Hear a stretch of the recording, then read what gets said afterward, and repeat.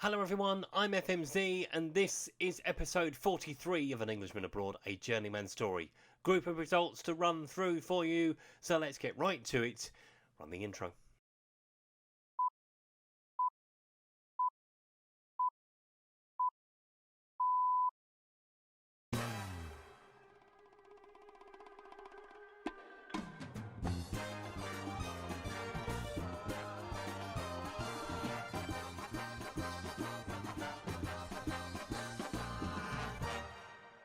So following the defeat against Roma at the end of the last episode in the Coppa Italia, we took on Milan at the San Siro in a very important game at the top of the table.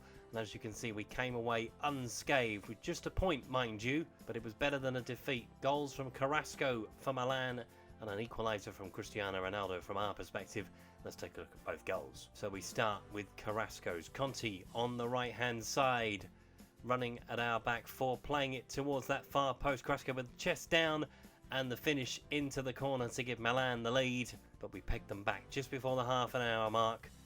Ben Chilwell with the ball on the left hand side into Keane, who taps it into the middle. Ronaldo picked up the loose ball. He is deadly from that sort of range for a 1-1 draw in the San Siro. We followed that up with a 4-2 win against faltering Fiorentina, who have subsequently sacked their manager since we played them. Let's take a look at the goals from the game. So after a goalless first half, it is Arthur who put us in front. Header saved by the goalkeeper initially, but he tapped in the rebound. Fiorentina were level on 50 minutes with the ball into the box from the fullback Gabriel to the far post, and a great finish by Brigina. We went 2-1 up on 59 minutes. Keane with the ball on the left, playing it to Benacer, who shot from distance into the bottom corner. We went 3-1 ahead in the 68th minute. Ronaldo with a header nicely into the bottom corner. But we weren't in front for long. Simeone in behind the back four, came off one of the defenders. Kurami made it 3-2.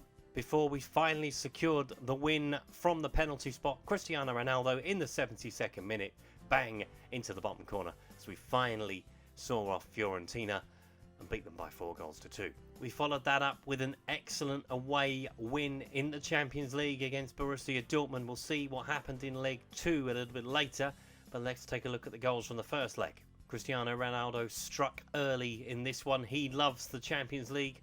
Played it wide to Ben Chilwell, who sent the ball into the box. Cristiano Ronaldo with a nice little header for 1-0. We doubled our lead just after half-time. Berdanuschi with the goal. A run in from the right, and he curled it into the bottom corner. We trebled our lead just after that. Berdanuschi with a free kick, caught by the goalkeeper, but then a calamitous throw-out to Dilo, who played it back to Berdanuschi, who sent it back to the goal with interest for 3-0. Our hosts eventually got on the score sheet. Route 1 ball, Paco over the top, looking for Ishak. Did have him on loan at Real Betis. Didn't score goals like this to give Dortmund a lifeline in the tie. And as I mentioned, we'll see what happened in leg 2 shortly. We suffered from a small Champions League hangover when we took on Atalanta at the Allianz Stadium. Let's look at both goals from the game. So Kapodrowski with the opening goal. Gomez with the corner. Made it out to the edge of the box, but Kapodrowski flying it in to the net for 1-0 to Atalanta. And they hung on for so long. With 2 minutes of normal time to play, we finally found our equaliser through Vargas, much to the relief of the crowd inside the Allianz Stadium. As you can see from the statistics, it probably should have been more, but we were glad to get away with a point. We followed that up with a good win against one of our title rivals, Udinese. Let's take a look at the goals from the game. Ronaldo opened the scoring thanks to VAR this one. From the penalty spot, the referee eventually gave the penalty. Keane doubled this lead for us. Cancelo on the right hand side, playing it back towards the back post. Keane with a nice little header into the corner. The goalkeeper probably should have done better. Udinese pulled one back with about 15 minutes to play. Pussetto played the ball towards the back post where Manchis sent it into the net, but it wasn't enough for Udinese as we left with all 3 points. Another good win this time over Lazio. As you can see, we've got a new striker. I'll explain a little bit about that in a second. He opened his account for the first team with the opening goal and Keane with the second one. Let's take a look at both goals. Now, it's suddenly been made aware to me that we will owe Atletico Madrid £7.5 million if Diego Costa plays 5 more games. So Monozilo has come in from the under-23s and he will probably be playing most of the rest of the season because I do not want to give Atletico Madrid any more money than I have to. Berdanowski with a good run for the second goal, playing it across to Keane. Lovely little header again from him past Sergi in the Lazio goal, and that is how it stayed. We did, however, suffer defeat at the hands of Dortmund in the second leg of the Champions League. But as you can see, we are through thanks to our first leg result. So let's take a look at the goal from the game. It was Dilo that got it from a set piece. Royce with the ball into the box. Neat little header. We should do better than that defensively. But as I've mentioned already, no harm done. We are through to the knockout round. And speaking of the knockout round of the Champions League, let's take a look at the draw for the next round.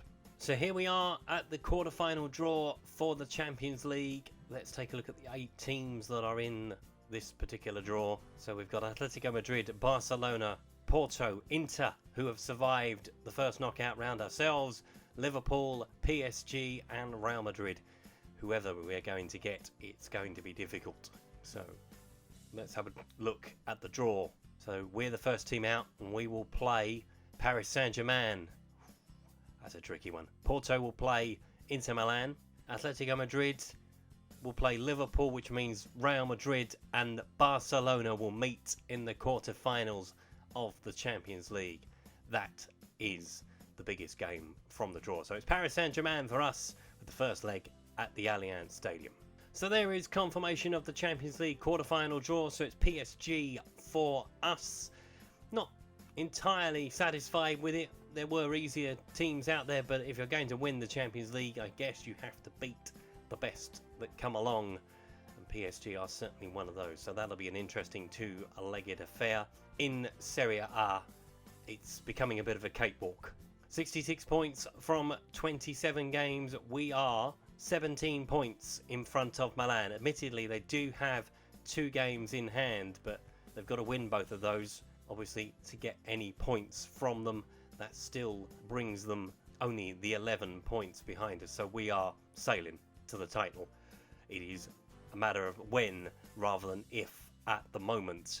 Udinese have dropped down a little bit, but they are still in the top 4. Sampdoria have had a good month again. Lazio, Roma and Napoli are all circling behind. Fiorentina have appointed a new manager. Peter Bosz, the former Ajax coach, has taken over at Fiorentina. It is probably too little too late for them to salvage anything towards Europe this year. Down at the bottom of Serie A, Salernitana are bottom. They too have replaced their manager. Genoa are 19th on 15 points. Cagliari are on 18 points. Empoli went from 1 point clear to 3 points clear, and they will be satisfied with that. Gives them a bit more breathing space at the bottom. So it's been another good month. Safe passage through in the Champions League. PSG to come in that.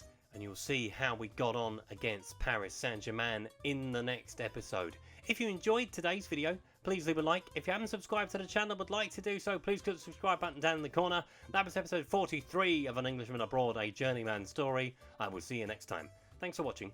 Goodbye.